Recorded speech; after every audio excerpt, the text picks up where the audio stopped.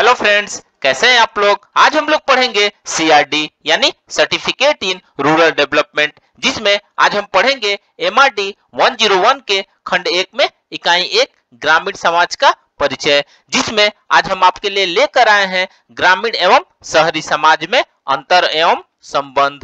तो video start करने से पहले जो भी फ्रेंड्स हमारे चैनल पे नए आए हैं कृपया चैनल को सब्सक्राइब कर ले और बेल आइकन को प्रेस कर दे, ताकि जो भी लेटेस्ट वीडियो हमारे चैनल पे आए वो सबसे पहले आपको मिल सके।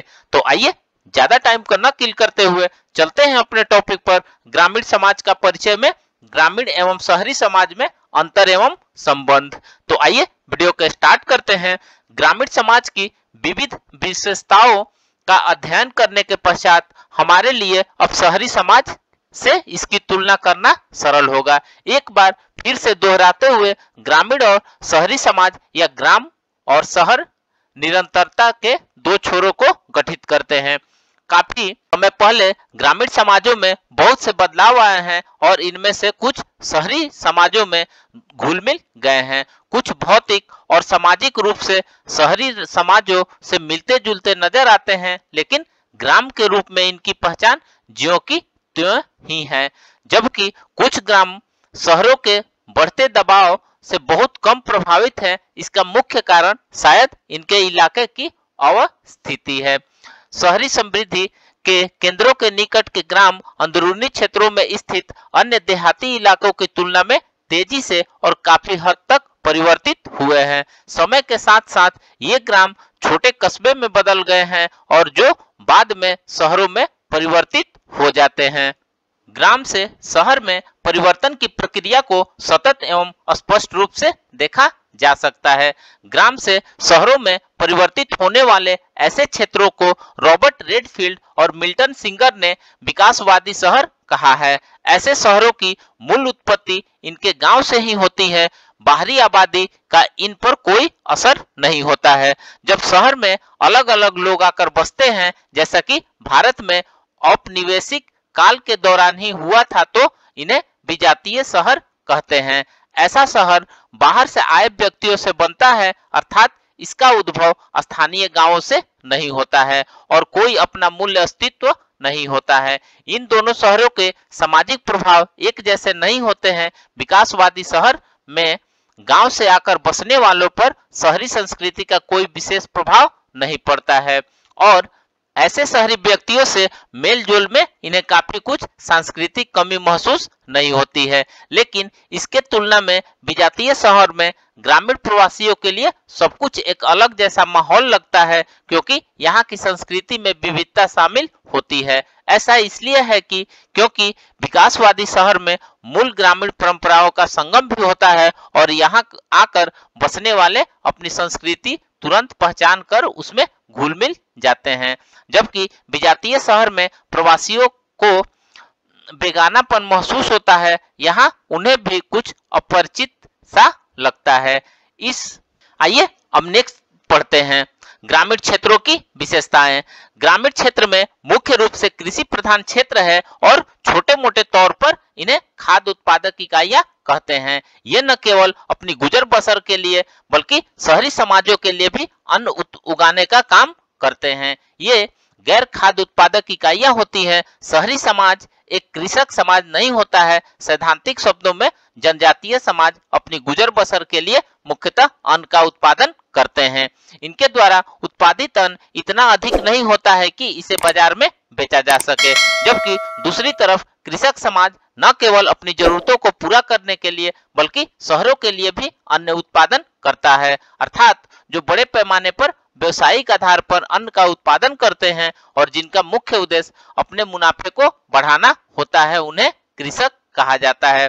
उत्पादक चाहे खेतिहर हो या किसान, ये सभी शहरों को खाद्य पदार्थों की आपूर्ति करते हैं। शहरी लोग जब आर्थिक जरूरतें पूरी हो जाती है तो वे अपना ध्यान कला और शिल्प और अन्य गैर कृषि धंधों की ओर लगाना शुरू कर देते हैं। शहरों में होने वाली नवीन घटनाओं का फैलाव ग्रामों तक होता है। अतः आर्थिक शब्दों में ग्रामीण समाजों में भूमि उत्पादन की मुख्य इकाई या रोजी रोटी कमाने का मूल साधन है, जबकि शहरी क्षेत्रों में ऐसा नहीं होता है।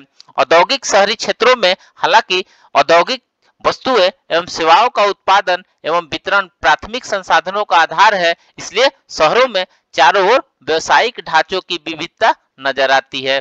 यहाँ व्यवसायिक विशेषज्ञता की भी काफी जरूरत होती है। शहरी समाज में पूर्णकालिक विशेषज्ञ अपरिहार्य भूमिका निभाते हैं और अपने कार्य के लिए इन्हें उच्च शिक्षा और विभिन्न क्षेत्रों में दक्षता प्राप्त करनी होती है। इसके अलावा शहरों में अर्धकुशल और अकुशल कामगार होते हैं जो विशेषज्ञों के साथ काम करते हैं। आर्थिक अंतःक्रिया का राजनीति से भी गहरा संबंध है, यद्यपि हरेक ग्राम की अपनी एक परिषद होती है जो लोगों या समुदाय के बीच होने वाले झगड़ों का निपटान करती है। ग्रामों को नियंत्रित करने के लिए मुख्य एवं निर्णायक राजनीतिक शक्ति शहरों में अवस्थित होती है। शहरों में केंद्रित राजनीतिक सत्ता ग्रामों को नियंत्रित करती है। ग्रामों द्वारा शहरों में बिक्री के लिए लाए जाने वाले माल की कीमत भी शहरी राजनीतिक सत्ता द्वारा तय की जाती है। अक्सर गांव के लोग ऐसे नियंत्रण का विरोध करते हैं। भारतीय कृषकों द्वारा किए गए ऐसे विरोधों से हम भली भांति परिचित है, जैसे कि जब गन्ने और तिलहन की कीमतों का निर्धारण उनके उत्पादकों तक से काफी उम्मीद से काफी कम कीमत किया गया था। इसी तरह फर की कीमतों में कुछ समय पहले घटोतरी की गई थी, तो कृषि और पशुपालन करने वाले वर्ग ने भी अपनी आवाज उठाई थी। ग्रामीण समुदायों में अपने उद्देश्य की प्राप्ति के लिए आंतरिक गतिशीलता का चलन काफी प्रचलित है, लेकिन कभी-कभी सहयोग के अभाव में या कम प्रचार के कारण यह पर्याप्त जोड़ नहीं पकड़ पाता है। परिणाम स्वरूप शहरी दमनकारी शक्तियों के हाथों में ग्रामीण का शोषण लगातार होता चला जाता है। मार्शल साहली ने ऐसे कृषकों को दुर्बल कहा है जिनमें अपनी मौजूदा अवस्था में परिवर्तन लाने के लिए क्रांतिकारी जोश का अभाव है। आर्थिक रूप से निर्भर होने के साथ साथ गांव वाले राजनीतिक दृष्टिकोण से भी शहरों पर आश्रित रहते हैं। आर्थिक एवं राजनीतिक दोनों तरह से शहरों ने ग्रामों पर अपना आधिपत्य जमा रखा है। आइए अब हम ग्रामीण समाजों से संबंधित सामाजिक एवं सांस्कृतिक कारकों के तीसरे पहलू के बारे में बात करते हैं। हमने अध्ययन किया है कि अपनी सामाजिक एवं आर्थिक विशेषताओं के संदर्भ में ग्रामीण समाज अपेक्षाकृत अधिक सजातीय रूप धारण किए हुए हैं। इनके प्रौद्योगिक एवं संगठनात्मक पहलू भी इतने सरल प्रतीत होते हैं कि इन्हें आसानी से समझा जा सकता है। इसके अलावा ऐसे समाजों में बदलाव भी बहुत धीमी गति से होती है। ग्रामों के भौगोलिक, सामाजिक एवं आर्थिक क्षेत्रों के बीच अंतःक्रिया की भी एक सीमा होती है। इसलिए कुछ लोग ग्रामीण समाजों को लघु पैमाने के समाज कहते हैं। यहाँ के लोगों के व्यवहार को नियंत्रित करने में परंपरा की भूमिका का विशेष महत्व होता है। लोगों के जीवन में धर्म की विशेष भूमिका होती है और अपने व्यवसाय या जीवन साथी का चयन करने में लोगों की भी स्वतंत्रता भी सीमित होती है। अन्य शब्दों में ग्रामीण क्षेत्रों की निजी पसंद का दायरा काफी कम होता है। उनकी क्षेत्रीय, व्यावसायिक और ऊर्ध्वमुखी गतिशीलता भी सीमित होती है। आइए नेक्स्ट देखते हैं शहरी विशेषता। ग्रामीण क्षेत्रों में की तुलना में लुईस बर्थ द्वारा व्यक्त की गई समाजों की विशेषता भी शामिल है। बड़ा आकार, धनी आबादी और विजातीय। शहरों में आबादी अधिक होती है और ग्रामीण क्षेत्रों से शहरी की ओर प्रवासन करने की वजह से यहाँ वृद्धि काफी तेजी से होती है। ग्रामों में आबादी की वृद्धि की दर निम्न है और उच्च जन्म के फलस्वरूप यहाँ की आबादी बढ़ती है। शहरों से ग्रामों की तरफ प्रवासन की अपेक्षाकृत कम नजर आता है। निसंदेह गुजर बसर की तलाश में जनजातीय समूह गांव में आकर बसने लगते हैं, लेकिन गांव में स्पष्ट परिवर्तन लाने के लिए इनकी संख्या बहुत कम होती है। दूसरी ओर शहरों को सांस्कृतिक विविधता का स्वरूप कहते हैं, क्योंकि यहाँ अलग अलग संस्कृति और पृष्ठभूमि के लोग एक साथ रहते हैं। यहाँ जीवन यापन तरीके में भी भारी विविधता पाई जाती है। आय, आवास और शिक्षा आदि के संदर्भ में भी भारी विविधता पाई जाती है।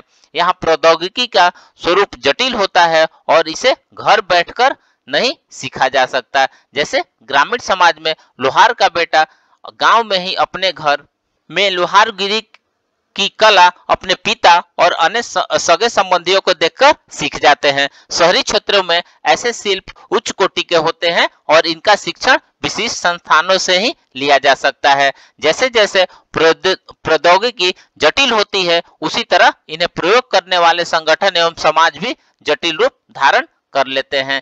जैसा कि आप जानते हैं कि शहरी क्षेत्रों में परिवर्तन काफी तेजी से हो रहा है। शहरी क्षेत्रों का अंतःक्रिया काफी क्षेत्र बड़ा होता है। ये लोग ऐसे अंतःक्रिया करते हैं जो अलग अलग क्षेत्रों में रहते हैं और अलग अलग संगठनों में काम करते हैं। संक्षेप में ये ऐसे लोगों के संपर्क में आते हैं जिनका संबंध जीवन के विविध पहलुओं से होता है। अंतःक्रिया ऐसी विस्तृत विविधता को नियंत्रित करने के लिए शहरी समाज को, जैसा कि वर्थ ने कहा है कि सामाजिक नियंत्रण के औपचारिक ढांचे को कायम रखने की जरूरत पड़ती है। शहरी के जीवन को विशेष रूप से नियंत्रित करने के लिए समयबद्धता, रिकॉर्ड और औपचारिक नियम स्थापित करना अनिवार्य होता है। ग्रामों की तुलना में यह ढांचा बिल्कुल अलग किस्म का होता है।